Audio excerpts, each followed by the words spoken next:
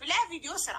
ከዛ ከቪዲዮ በኋላ ህዝቡ ያያል። ህዝብ ፊት ነው ሪካርድ አድርጌዋለሁ። ይቅርታ አሁንም ደውሎ መስመር አለ። መስመር ለምን አሁን ምንም ነገር ቆሪ ማውራት አልፈልግም። ፋቶራ በሙሉ ፋቶራ የኔ ቤተ የገባበት ፋቶራ እልክልሃለሁ። አንድ ቃል ገባን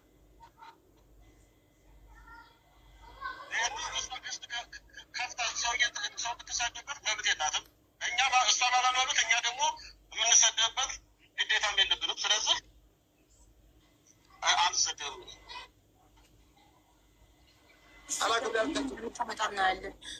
መሐመድ አቤት።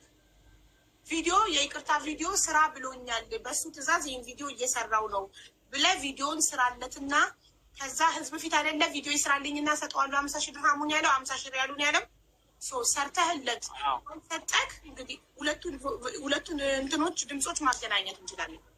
ስለዚህ አንተ ቪዲዮን ስራ። አንቺ ብለሽው ነው እስታውን ተሳደደ ነበር። አንቺ ራስሽ ቪዲዮ መስራት አለብሽ። መጠየቅ ነበረብሽ። ሌብዬ እኔ እናንተ በህግ እንጠያየቃለን። እሺ ሙሉ መረጃ ሰብስቤያለሁ። የፈቀደች ማለት ነው። ሙሉ መረጃ ሌባ ስለሆንክ በአንድ መኪና ህዝቡን እየበላክ ስለሆነ አንደኛ ዙር ላይ 9 ሚሊዮን በላህባቸው ላይሰንስ ሳታወጣ ገባ ካለ ሁለተኛ ዙር ራሱኑ መኪና ደግመክ እያስቆረጥክ ነው። ህዝቡን አታለቅ 600 ህዝብ ዋትሳፕ ግሩፕ ላይ ሰብስበክ። ስለዚህ እልም ያልክ ሌባ ነክ። ሌብነትህን ደግሞ እመን፣ በህግ ደግሞ ትጠየቃለህ። ሳውዲ ተቀምጠህ በኢትዮጵያ ባንክ አካውንት ነው እየገባልክ ያለው 9 ሚሊዮን ብር። የሌባ አይነ ደረቅ መልሶ ልብ አድርቅ አለ ያገሬ ሰው። ደፋር እንዴት ደፋር ነህ? ምፈራህ መሰለህ እንዴ? እኔ እዛው ሳውዲ ላይ የለመድካቸውን አስፈራራዛ እዛው ህገ ወጦችን አስይዝሻለሁ እያልክ አስፈራራ። እሺ እኔን አይደለም። እኔ የምሰራው ስራ ሁሉ ህጋዊ ነው። ህገ ወጥ ነገር ላይ አልሳተፍም። ገባካ? ማሜ ሰማክ? ወጣ ቪዲዮን ስራለት እና ቪዲዮን ሰርተህ ካልሰጠክ ሌብነቱን በደንብ አድርጎ ለህዝቡም እያሳየ ነው። እሺ በቃ አሁን እሰራለታለሁ። እሺ ችግር የለውም።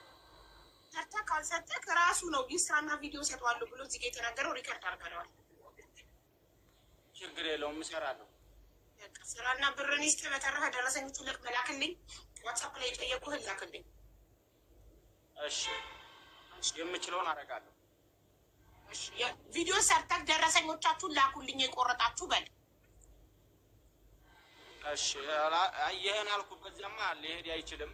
ምክንያቱም አንዳንድ ልጆች ስላሉ አትጋቡም የቆረጡ የሚያውቃቸው ካሉና ህዝብ እንዴ ህዝብ አይቷል። ማሜን ጉዳት ቢያደርስበት ህዝብ አይቷል። እኔ ችግር የለውም። ምን አልፈራም። ጀግና እኔ ፍራቻ ሳይሆን ህግ ጋር ለመሯሯጥ ነው እንጂ አቅም ያጣሁት እኔ ይሱንም ሆነ ማንኛውንም የምፈራ ሰው አይደለሁም። አልፈራውም። ህግ ጋር ደግሞ እኛ እናግዝሃለን። ችግር የለውም። በቃ ይሱን አረጋችሁልኝ። ሌላውን ነገር እኔ አልፈራውም። እንደውም እንኳን በኢትዮጵያ ባንክ አካውንት ሆነ እንኳን አካውንቱ እጃችን ገባ አያሳስብም። ደረሰኞቹን ብቻ አምጣለን። ላይቭ ሪካርድ አለን ያመነበት። ደረሰኞቹ እጃችን ሲገባ ባንክ አካውንቱ አለን፣ ሙሉ ስሙ አለን፣ ፎቶ አለን። ከዚህ በላይ ማስረጃ ምን አለ?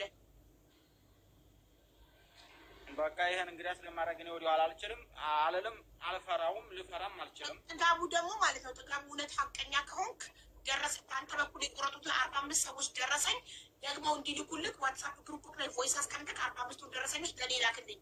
ቁጥርህን ስጠኝና በዚህ ደግሞ አንተ ከሀቅ ጋር እንደምትቆም ታረጋግጥልናለህ። የሌባ ሸፋኝ ሳትሆን ሀቀኛ እንደሆንክ ታረጋግጥልናለህ። አዳምጪ። ጀዋሌ ለመጥፋቱ 3000 ህዝብ ያውቃል እኮ። ችግር የለውም እኮ እንደ አዲስ እኮ ነው ጠይቃቸው ያልኩህ።